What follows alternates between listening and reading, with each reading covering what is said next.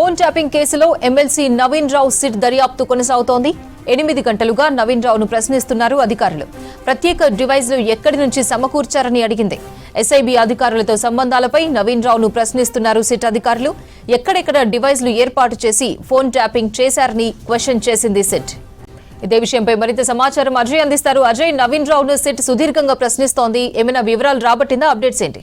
విశాఖపట్న phone tapping కేసులో BRS MLC Naveen రావుని ఈరోజు విచారణకు హాజరు కావాలి అంటూ సిట్ అధికారులు నోటీసులు జారీ చేసిన క్రమంలో ఈరోజు ఉదయం 11:45 నవీన్ రావు విచారణకు హాజరయ్యారు. దాదాపుగా 8 గంటలుగా వస్తుంది. 8 గంటలుగా కూడా విచారణ కొనసాగుతుంది. జూబ్లీహిల్స్ పోలీస్ స్టేషన్లోనే సిట్ కార్యాలయం ఏర్పాటు చేశారు. సిట్ సంబంధించిన అధికారులు కూడా ఎవరైతే ఈ ఫోన్ ట్యాపింగ్ వ్యవహారంలో ఇన్వాల్వ్ అయ్యారనే అభియోగాలు అలాంటి లీడ్స్ ఉన్నాయో వాళ్ళందరికీ నోటీసులు ఇచ్చి ఇక్కడ జూబ్లీహిల్స్ పోలీస్ స్టేషన్లో ఉన్నటువంటి సిట్ కార్యాలయంలోనే విచారిస్తున్నారు. మెయిన్గా ఎమ్మెల్సీ నవీన్ రావు సంబంధించి వివిధ ప్లేసెస్లో డివైజ్లని ఏర్పాటు చేసి నవీన్ రావే కొన్ని ఫోన్ నెంబర్లు ఎస్ఐబికి సంబంధించిన అధికారులకు ఇచ్చి వాటిని మొత్తం కూడా ట్యాపింగ్కి పాల్పడ్డాడు అనేది ప్రధానమైన ఆరోపణలు. సో ఈ డివైజ్లు ఎక్కడెక్కడ ఏర్పాటు చేశారు, ఈ డివైజ్లు ఏర్పాటు చేయాలి అనే ఆదేశాలు ఎవరు ఇచ్చారు? ఎందుకంటే బీఆర్ఎస్ ఎమ్మెల్సీగా నవీన్ రావు ఉన్నారు. ఇటు కేసీఆర్, కేటీఆర్తో పాటు బీఆర్ఎస్ సంబంధించిన ముఖ్య నేతలందరికీ కూడా అత్యంత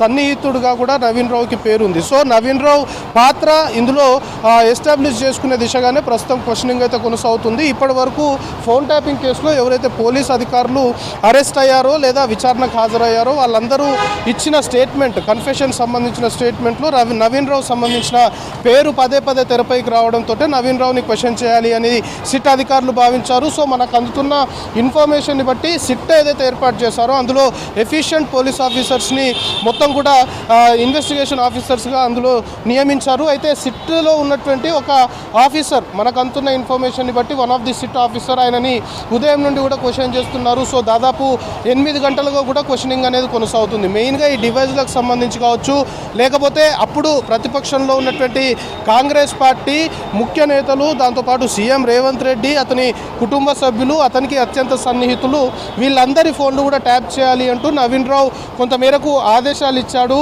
అప్పుడున్న ఇటు ఎస్ఐబి చీఫ్ ప్రభాకర్ రావు కావచ్చు, లేకపోతే ఇతరేతర అధికారులకి అనేది కొంతమేరకు ఆరోపణలు ఉన్నాయి. దానికి సంబంధించి డివైజ్ల విషయంలో కావచ్చు, లేకపోతే ఎవరెవరి నెంబర్లు ఎందుకు నవీన్ రావు ట్యాప్ చేయించాల్సి వచ్చింది అనే దానిపైన మొత్తం కూడా ఆరా తీస్తున్నారు. దాంతోపాటు అప్పుడు అధికారులు ఎవరైతే ఫోన్ ట్యాపింగ్కి పాల్పడ్డారో ఇందులో ఇన్వాల్వ్ అయిన అధికారులతోటి ఎమ్మెల్సీ నవీన్ రావుకి ఉన్న సంబంధాలు ఏంటి, వాళ్ళ మధ్యలో ఎలాంటి రిలేషన్ ఉంది అనే దానిపైన కూడా పూర్తి స్థాయిలో ఆరా తీయడంతో పాటు మెయిన్గా ముందు నుండి బీఆర్ఎస్ హయాంలోనే ఈ ఫోన్ ట్యాపింగ్ జరిగింది. సో బీఆర్ఎస్ పెద్దలు, అప్పుడు ప్రభుత్వంలో ఉన్నటువంటి పెద్దల ఆదేశాల మేరకే అటు SIB chief Prabhakar Rao అప్పుడుగా SIB చీఫ్గా ఉన్నాడు. దాంతోపాటు ఇతరేతర అధికారులు అంతా కూడా వాళ్ళ కనుసన్నల్లోనే వాళ్ళ ఆదేశాల మేరకే చేశారు అనేది చెప్తున్నారు. సో నవీన్ రావు ఎక్కడైతే డివైజ్లను ఏర్పాటు చేశాడు అనే ఆరోపణలు ఉన్నాయో, ఎవరెవరు నెంబర్లు అయితే ట్యాప్ చేశాడనే ఆరోపణలు ఉన్నాయో, నవీన్ రావుకి ఎవరు చెప్పారు ఈ విధంగా చేయాలి అనే దానిపైన పూర్తి స్థాయిలో కూడా ఆరా తీస్తున్నారు. దాదాపు